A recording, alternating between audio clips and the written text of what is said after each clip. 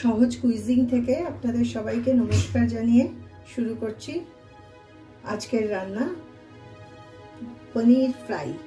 এর জন্য দেখুন আমি এরকম ভাবে পনিরগুলোকে কেটে নিয়েছি। আমার এখানে 300 গ্রাম মতো পনির আছে, প্রত্যেকটা শেপ এরকম হবে। এবার এর মধ্যে আমি দিয়ে দেব একটা পাতিলেবুর রস,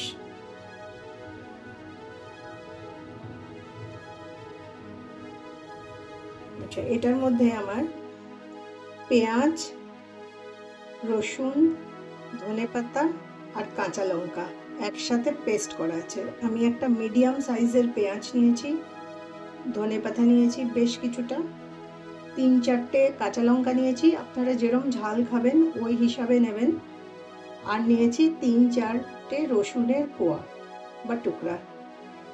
এবার এটাকে একসাথে আমি মিক্সিতে পেস্ট করে নিয়েছি, এটা আমি এর মধ্যে দিয়ে দেব।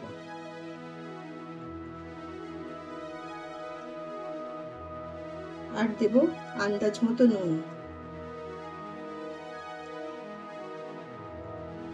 এবার এগুলো দিয়ে আমি এটা ম্যারিনেট করে রেখে দেব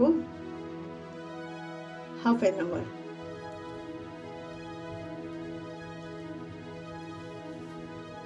আধ ঘন্টা হয়ে গেছে এটা ম্যারিনেট করে রেখেছিলাম পনিরটা। এবার ফিরে আসছি আমি পরের স্টেপে। আমি একটা বাটির মধ্যে, বড় বাটির মধ্যে ইকুয়াল কোয়ান্টিটিতে ময়দা আর কর্নফ্লাওয়ার নিয়ে নিয়েছি, আর এর মধ্যে আমি নেব অল্প একটু নুন আর নেব কিছুটা জল। এটাকে ভালো করে মিক্সড করে নেব।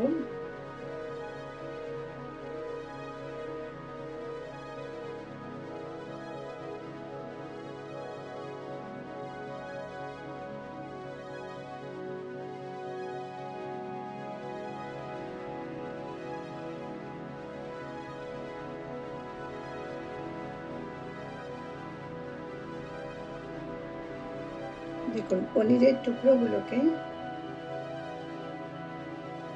আমি এইভাবে একটু দু সাইডে ব্রেড ক্যাম কোট করে নেব, তারপর বানিয়ে রাখা কর্নফ্লাওয়ার আর ময়দার ব্যাটারের মধ্যে দিয়ে আর একবার কোট করে নেব।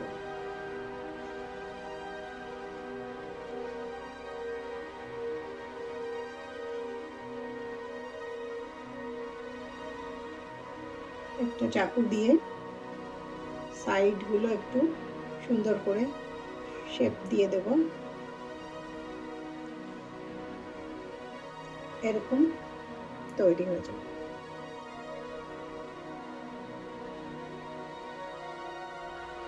আরো একটা দেখাচ্ছি, এটা আমার যে গ্রেভির সাথে রাখা ছিল সব শুদ্ধ নিয়ে একটু ব্রেড ক্রামে কোট করব, তারপর বানিয়ে রাখা ব্যাটারের মধ্যে দেব, আবার একবার ব্রেড ক্রামে কোট করে নেব।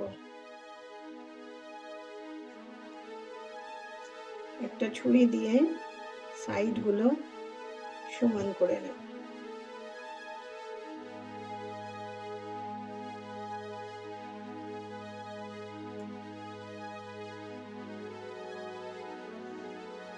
এইভাবে আমি বাকি সবগুলো পনিরের টুকরো বানিয়ে নেব।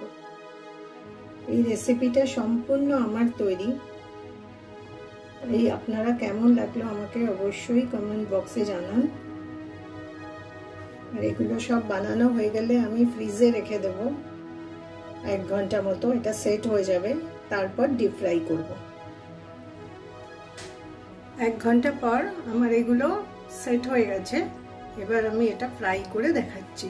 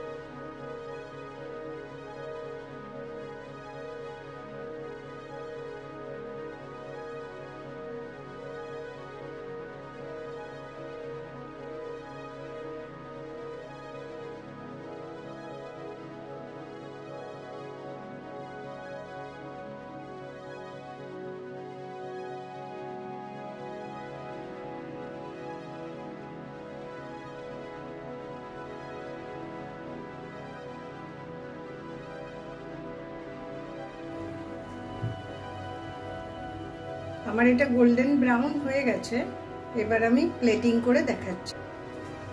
আমার পনির ফ্রাই রেডি। এটা খুব ক্রিস্পি আর টেস্টি। আপনারা বানান, খেয়ে দেখুন কেমন লাগলো আমাকে কমেন্ট বক্সে জানান।